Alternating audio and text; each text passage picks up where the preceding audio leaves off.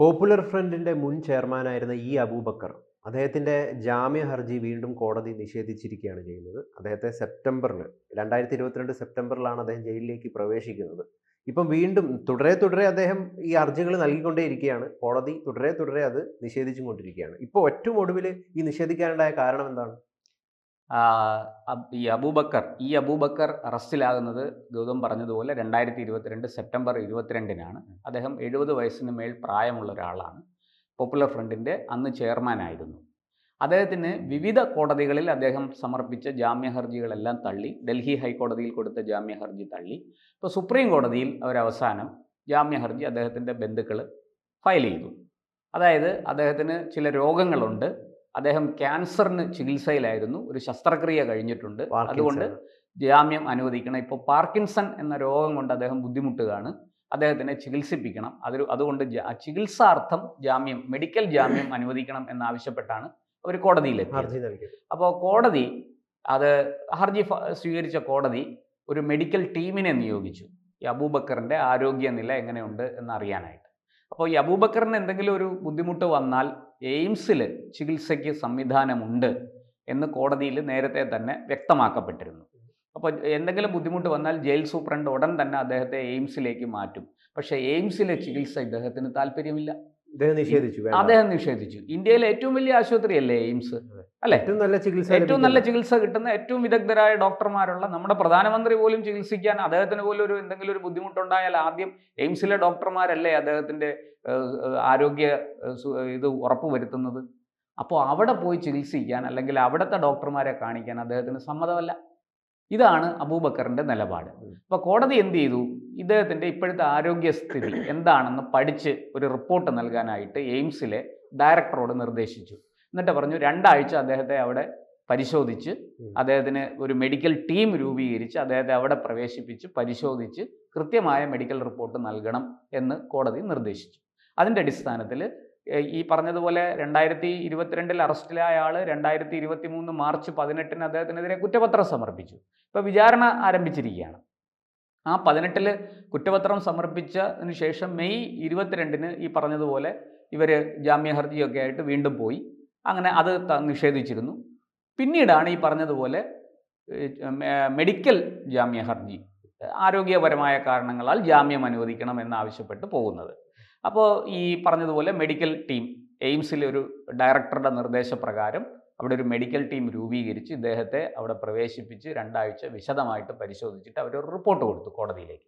ആ റിപ്പോർട്ട് അവർ പഠിച്ചതിന് ശേഷമാണ് റിപ്പോർട്ട് കൊടുത്തത്. ആ റിപ്പോർട്ട് കോടതിക്ക് തുറന്ന് നോക്കാൻ സാധിക്കുള്ളൂ, വേറെ ആരുടെയും കയ്യിൽ പെട്ടെന്ന് കിട്ടില്ല. അപ്പോൾ കോടതി ആ റിപ്പോർട്ട് കഴിഞ്ഞ ദിവസം പരിഗണിച്ചു. ഈ കേസ് പരിഗണിച്ചപ്പോൾ ആ റിപ്പോർട്ട് പരിശോധിച്ചപ്പോൾ ഇദ്ദേഹത്തിന് പറയത്തക്ക ആരോഗ്യ പ്രശ്നങ്ങളൊന്നും തന്നെ ഇല്ല. അത് പരിശോധനയിൽ കണ്ടെത്തിയില്ല. അദ്ദേഹത്തിന് പാർക്കിൻസൺസ് എന്ന രോഗം അദ്ദേഹത്തിനുണ്ട്. അതിൻ്റെ തുടക്കമാണ്. അത് വളരെ സിവിയർ ആയിട്ടില്ല. പക്ഷെ അതിന് വേണ്ടുന്ന ചികിത്സ അവിടെ ജയിലിൽ തന്നെ കൊടുക്കാൻ സാധിക്കും. അതുപോലെ ഇവരുടെ മെഡിക്കൽ ടീം അത് അസിസ്റ്റ് ചെയ്യും ഒക്കെ അതിനകത്ത് വ്യക്തമായിട്ട് റിപ്പോർട്ടിൽ പറയുന്നുണ്ട്.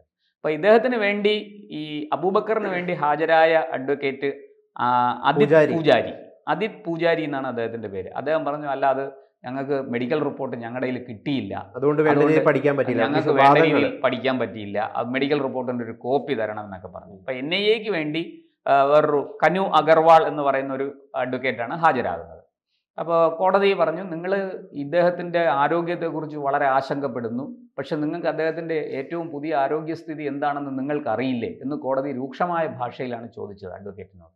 അപ്പോൾ അഡ്വക്കേറ്റ് പറഞ്ഞു, അല്ല അത് ഞങ്ങൾക്ക് അറിയാം, പക്ഷേ ഈ മെഡിക്കൽ റിപ്പോർട്ടിൽ എന്താണ് പറഞ്ഞിരിക്കണമെന്ന് ഞങ്ങൾക്ക് അറിയില്ലല്ലോ, അതൊന്ന് തരണം. അപ്പോൾ കോടതി രജിസ്ട്രിയോട് പറഞ്ഞു, നിങ്ങളത് കൊടുക്കണം, പിന്നെ അവർക്ക് പരിശോധിക്കാൻ മെഡിക്കൽ റിപ്പോർട്ടിൻ്റെ ഒരു കോപ്പി കൊടുക്കാൻ പറഞ്ഞു.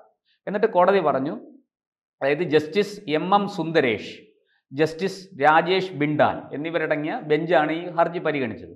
അപ്പോൾ എന്നിട്ട് കോടതി പറഞ്ഞു, അദ്ദേഹത്തിന് പറയത്തക്ക ആരോഗ്യ പ്രശ്നങ്ങളൊന്നുമില്ല, നിങ്ങൾ അതിനെ ചൊല്ലി വേവലാതിപ്പെടേണ്ട. ഇനി എന്തെങ്കിലും ബുദ്ധിമുട്ടുണ്ടായാൽ ഇമീഡിയറ്റ് ജയിൽ സൂപ്രണ്ട് ഈ ആളിനെ എയിംസിലെത്തിക്കും, ചികിത്സ കൊടുക്കും. അതിനുള്ള വ്യവസ്ഥ കോടതി ചെയ്തിട്ടുണ്ട്.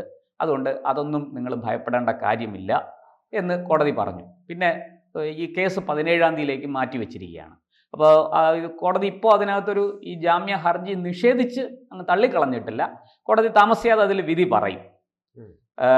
ഈ ജാമ്യം കൊടുക്കാൻ പറ്റുമോ ഇല്ലേ, ഇതുവരെയുള്ള നമ്മുടെ അറിവ് വെച്ച് കോടതി ജാമ്യം കൊടുക്കാൻ സാധ്യതയില്ല. കാരണം അദ്ദേഹത്തിനെതിരെ ചുമത്തപ്പെട്ടിരിക്കുന്ന വകുപ്പുകൾ അത്ര ബലവത്താണ്. UAPA പോലെയുള്ള രാജ്യദ്രോഹം പോലെയുള്ള വകുപ്പുകളാണ് ചുമത്തിയിരിക്കുന്നത്. അപ്പോൾ വിചാരണ തടവുകാരനായിട്ട് UAPA ചുമത്തപ്പെട്ട് വിചാരണ തടവുകാരനായിട്ട് കഴിയുന്ന ഒരാളിന് ജാമ്യം കിട്ടുക എളുപ്പമല്ല, പ്രത്യേകിച്ചും കുറ്റപത്രം കൂടെ സമർപ്പിച്ച സാഹചര്യത്തിൽ. ഇപ്പൊ ഈ മദനിയുടെയൊക്കെ വിഷയത്തിൽ നമ്മളത് ഒരുപാട് കണ്ടതാണ്. അദ്ദേഹം എത്രമാത്രം ഇത്തരം മെഡിക്കൽ കണ്ടീഷന്റെ ഭാഗമായിട്ട് ജാമ്യം വേണമെന്ന് ആവശ്യപ്പെടുകയും നിരന്തരമായിട്ട് അത് നിഷേധിക്കുന്നതൊക്കെ സാഹചര്യങ്ങളൊക്കെ നമ്മൾ കണ്ടതാണ്. അപ്പോൾ വിചാരണ തടവനായിട്ട് ചേരൻ പറഞ്ഞ ശരിയാണ്. വിചാരണ തടവനായിട്ട് കോടതിയിൽ ജയിലിൽ ഇരിക്കുമ്പോൾ എളുപ്പത്തിൽ ജാമ്യം കിട്ടുക എന്ന് പറയുന്നത് നടക്കുന്നൊരു കാര്യമല്ല.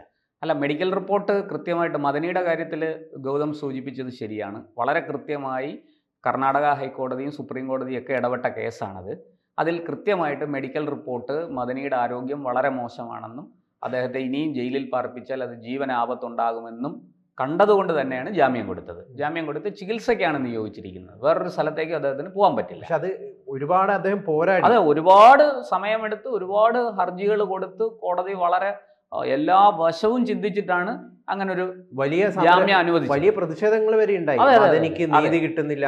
ഇവിടെയും അതുപോലെ തന്നെ കോടതി മെഡിക്കൽ ടീമിന്റെ റിപ്പോർട്ട് കോടതി തീർച്ചയായിട്ടും അതിനാണ് പ്രഥമ പരിഗണന കൊടുക്കുന്നത്. ആ അർത്ഥത്തിൽ നോക്കുമ്പോൾ ഇദ്ദേഹത്തിന് കാര്യമായ ആരോഗ്യ പ്രശ്നങ്ങളില്ല. അപ്പോൾ അത് തീർച്ചയായിട്ടും ജാമ്യം കൊടുക്കാനുള്ള സാധ്യത കുറവാണ്. പക്ഷെ എന്തുകൊണ്ട് ഇദ്ദേഹം എയിംസ് പോലുള്ള ഒരു സംവിധാനത്തിൽ നിങ്ങൾക്ക് ചികിത്സ നേടാമെന്ന് കോടതി പറഞ്ഞപ്പോൾ എന്തുകൊണ്ട് അതിനെ നിഷേധിച്ചു എന്നുള്ളതൊരു തീർച്ചയായിട്ടും അദ്ദേഹത്തിന് എയിംസിനോട് താല്പര്യമില്ല. എനിക്ക് ജാമ്യം വേണം, ജാമ്യം കിട്ടി പുറത്തു പോകണം, അതാണ് അദ്ദേഹത്തിന്റെ ആവശ്യം. എയിംസിൽ പോയാൽ ഒരു പക്ഷേ അത് നടക്കില്ല. അതുകൊണ്ടായിരിക്കും. എന്തായാലും ഇപ്പോൾ ഈ നമ്മുടെ സുപ്രീം കോടതിയുടെ ഈ ജാമ്യ ഹർജിയിന്മേൽ വിധി പറയാനുള്ളത് ഇനി വരാനിരിക്കുന്നേ ഉള്ളൂ. 17-ാം തീയതി കേസ് വീണ്ടും പരിഗണിക്കും. അപ്പോൾ അന്ന് പരിഗണിച്ചതിന് ശേഷം കോടതി തീരുമാനിക്കും എന്ത് ജാമ്യം കൊടുക്കണോ വേണ്ടയോ എന്നൊക്കെയുള്ള കാര്യം. എന്തായാലും ഈ മെഡിക്കൽ റിപ്പോർട്ടിന്റെ അടിസ്ഥാനത്തിൽ അദ്ദേഹത്തിന് ജാമ്യം കിട്ടും എന്ന് എനിക്ക് തോന്നുന്നില്ല. അദ്ദേഹത്തെ അറസ്റ്റ് ചെയ്യുന്നത് എന്തിന്റെ അടിസ്ഥാനത്തിലാണ്? ഇദ്ദേഹം ചെയ്ത കുറ്റങ്ങൾ എന്തൊക്കെയാണ്? PFI എന്ന് പറയുന്ന സംഘടനയെ നിരോധിച്ചപ്പോൾ അതിന്റെ പ്രധാന ഭാരവാഹികളായിരുന്ന അതിന്റെ കാര്യകർത്താക്കളായിരുന്ന നേതാക്കളായിരുന്ന ആൾക്കാരെ മുഴുവനും അറസ്റ്റ് ചെയ്തു. അങ്ങനെയാണല്ലോ കേരളത്തിൽ നിന്നൊക്കെ ഒരുപാട് പേര് അറസ്റ്റിലായത്. റൌഫ്, നസറുദ്ദീൻ എളമരം പോലെയുള്ളവരൊക്കെ അറസ്റ്റിലായതിന്റെ ഭാഗമായിട്ടാണ് ഇദ്ദേഹത്തെ അറസ്റ്റ് ചെയ്തത്. അപ്പോൾ അദ്ദേഹം ഇപ്പോൾ വിചാരണ തടവുകാരനായിട്ട് തിഹാർ ജയിലിൽ കഴിയുകയാണ്.